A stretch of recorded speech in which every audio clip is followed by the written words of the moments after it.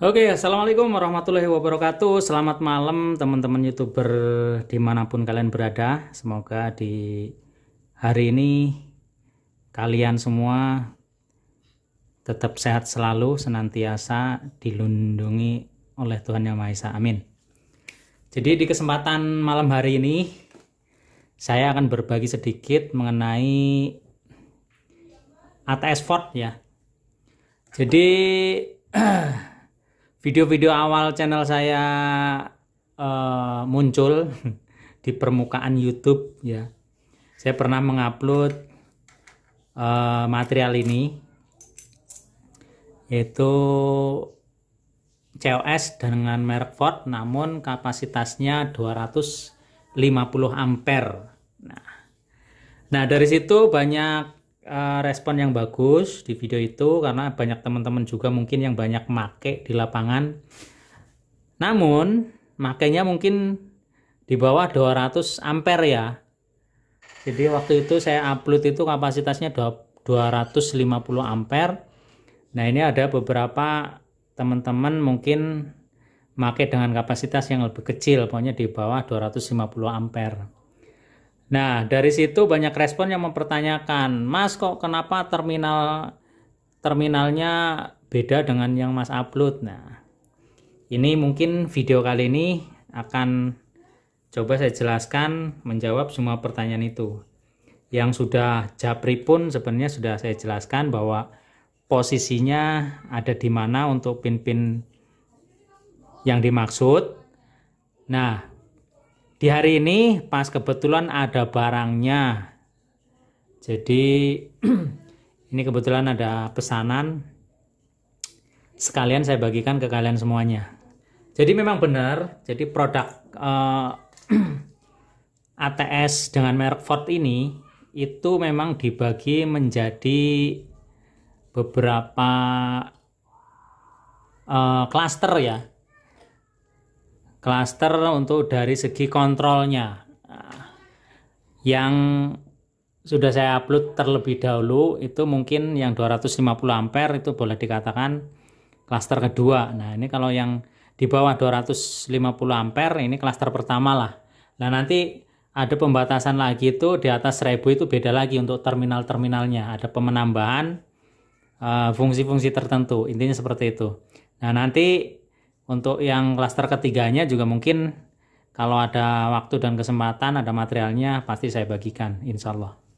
Nah, balik lagi ke pembahasan yang 100 ampere ini ya. Jadi kapasitas, perlu kalian ketahui, kapasitas paling kecil untuk ATS ini adalah 63 ampere. Habis 63 ampere itu 100 ampere, kemudian 125, kemudian 160, langsung naik ke 250 ya. Nah itu kapasitas-kapasitas yang ada di pasaran. Nah dari di bawah 250 ampere yaitu 160 sampai ke bawah 63 ampere itu posisi terminalnya sama ya. Nah ini akan saya jelaskan di sini. Terminalnya memiliki, nah ini 202, 203, 204, 205 ini masih sama dengan klaster-klaster 123, yaitu dengan kapasitas yang 250 ampere juga sama. Ini adalah rangkaian untuk kontrolnya. Nah jadi secara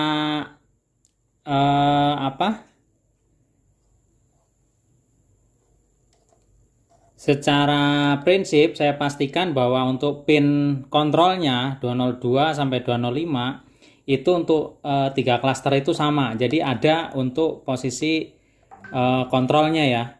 Jadi kontrol ini dipakai ketika fungsi ini posisi auto ya. Jadi menggunakan motor. Menggunakan motor ini bisa posisi COM disambungkan ke 202, dia akan muter ke posisi 1 ya, COS-nya. Nah, itu satu. Kedua, untuk pin auxiliary kontaknya, ini juga sama di 3 klaster itu ya. Jadi 302, 303, 304 sampai 305 Ini juga dia dapat inputan ya, ada commonnya. Jadi saya pastikan juga sama dengan kapasitas-kapasitas yang lain, ini ada ini. Nah, ini yang agak sedikit berbeda mungkin di sini terminal outputnya. Nah, ini adalah output dari masing-masing kondisi ya. Kalau dia inputnya yang aktif adalah PLN, berarti output di sini adalah PLN. Nah, ini dipakai untuk seperti tipe-tipe yang lain atau kapasitas yang lain, dipakai untuk menghidupkan si akseleri kontak ini. Jadi akseleri kontak ini kan biasanya dihubungkan ke pilot lamp ya, posisi load di mana dia berada, posisi 1, 0 atau 2. Nah, ini power supply-nya ambil dari sini. Ini adalah fasa dan netral ya, yang 101 dan 106 ini. Nah, kemudian sampingnya adalah untuk pin otomatis ya. Nah, jadi kalau menghendaki fungsi ini full otomatis, kondisi 201 dan 206 ini di jumper tanpa mengoperasikan kontrol ini, posisi ini auto, ini tinggal masukin sumber ininya aja. Jadi ketika sumber PLN hidup, otomatis dia akan ketika ini di jumper ya, fungsi otomatisnya itu dia akan motor otomatis berputar ke posisi 1. Dan ketika posisi supply untuk PLN-nya hilang, kemudian genset hidup, dia juga akan otomatis berpindah atau mengoper ke posisi 2. Itu saya pastikan di tipe-tipe atau kapasitas yang lain juga ada untuk fasilitas jumper link autonya seperti ini. Nah, yang sedikit berbeda itu adalah terminal 101 sampai 106 yang dipakai untuk sebagai inputan motornya ya, tegangan input atau sensing motornya. Ini di tipe ini saya pastikan di tipe di bawah 200 ampere itu tidak ada. Nah, itu yang banyak teman-teman tanyakan. Kemudian bagaimanakah cara pengkoneksiannya dan dapat dari mana untuk sensing motornya. Nah, ini saya jelaskan. Untuk tipe ini itu sensing atau terminal yang untuk sensing motornya itu berada di main kontaknya ya. Jadi main kontaknya ada di sini. Ini seringnya kan masangnya seperti ini nih. Jadi saya pastikan ada di sisi atas. Sisi atas yaitu dari kanan ke kiri. Jadi yang di muka ini posisi PLN. Kemudian yang di bawahnya sini, ini adalah untuk posisi genset. Nah, kemudian dipastikan bahwa untuk pin kontrol atau sensing ke motornya, itu ada di dua kaki dari kanan ke kiri. Nah, setelah kita tahu bahwa sensing untuk motornya ada di sisi bagian atas ini dari kanan ke kiri ya. Nah, kita akan coba sekarang ya. Jadi percobaan atau simulasi fungsi yang sama dengan yang sebelum-sebelumnya untuk memastikan saja. Oke, pertama kita pastikan dulu ini ya, ini fungsinya udah auto, posisi di ke atas ya kunci kontaknya, karena ini yang bagian hijau ini. Nah, ini M bukan manual ya, tapi motor. Jadi kalau posisinya ke arah sini kunci kontaknya, itu berarti bekerja menggunakan motor. Nah, kalau posisinya ke sini atau horizontal, itu manual menggunakan engkol ya. Ini tandanya ada tuh, seperti itu. Nah, kita pastikan ke posisi auto. Nah, ke posisi auto kita satu persatu nih pastikan sumber sensingnya dulu nih. Ini sudah kita sambung. Ini adalah sumber posisi PLN-nya kita hidupkan. Yang ini. Nah, nih sumbernya udah masuk, PLN-nya ya, sumber PLN. Nah, kita tinggal operasikan pin kontrolnya ini. Jadi kita sambungkan ke posisi 1 semuanya. Nah, ini posisi tuasnya dia udah mengoper ke posisi 1. Jadi satu sumber ini baik PLN maupun genset ya, ini bisa mengoper ke posisi 0, 1 dan 2. Ini kita coba nih. Ini kita oper ke posisi 0 lagi ya. Kita sambungin ke posisi 0. Nah, ini udah posisi ke 0 lagi. Kita rubah ke posisi 2. Nah, dia juga akan ngoper ke posisi 2. Seperti itu. Nah, begitu juga sebaliknya. Sumber PLN-nya kita matikan. Kita ganti sumber genset ya. Sumber genset itu ada di posisi bagian bawah. Sensingnya ini yang bagian bawah. Kalau tadi kan yang bagian atas ini udah mati. Sekarang ganti yang genset. Yang genset juga posisinya bisa ngoper ke 2, 0 dan 1. Kebalikannya dari tadi ya. Kita oper ke 0 dulu. Nah, seperti itu. Oper ke 1. Nah, dia akan ngoper.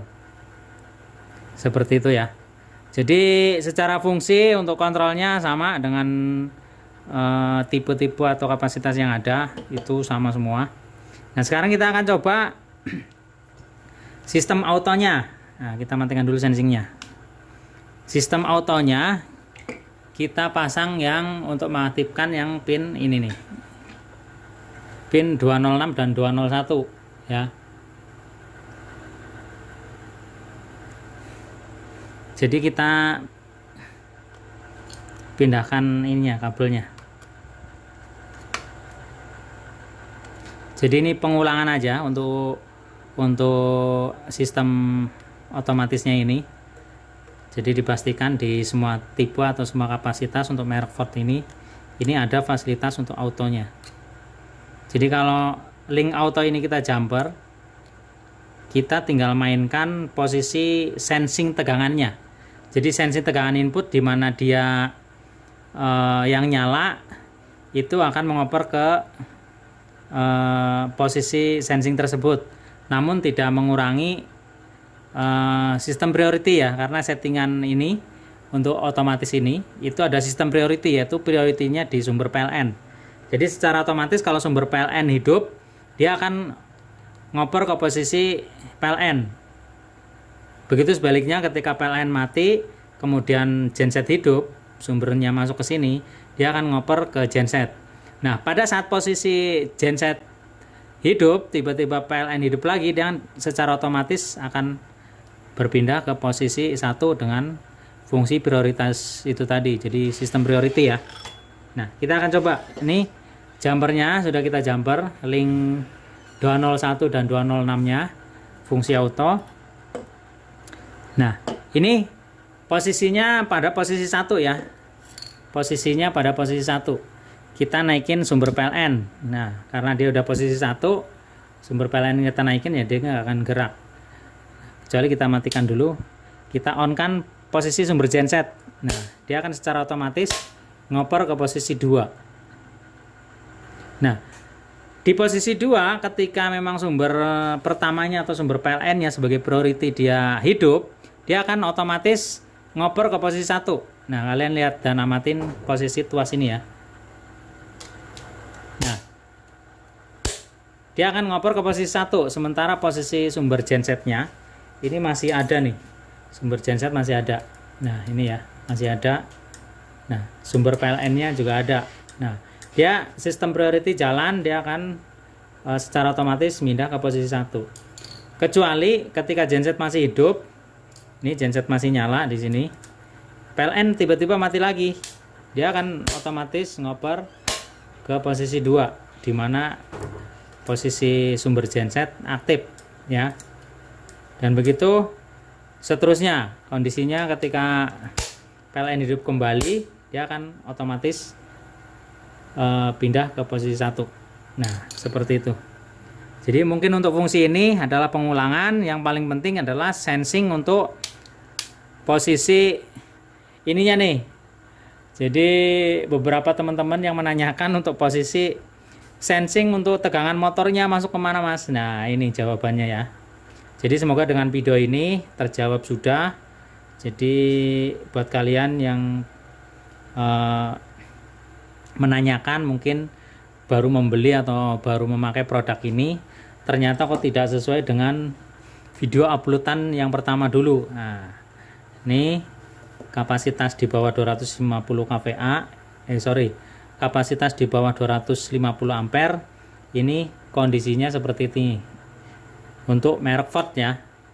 Jadi saya ulangi lagi, posisi sensingnya ada di bagian atas, jadi jangan sampai posisi settingan incoming pada nanti penempatan di panel itu ngambil bagian bawah, karena pada umumnya teman-teman panel maker untuk posisi incoming genset maupun PLN itu ngambilnya dari bawah sini, termasuk saya di panel-panel yang lain atau dengan merek yang lain atau dengan merek yang sama dengan kapasitas yaitu 250 kVA juga kita kebanyakan ngambil posisi incomingnya ngambil main kontak di bagian bawah ini.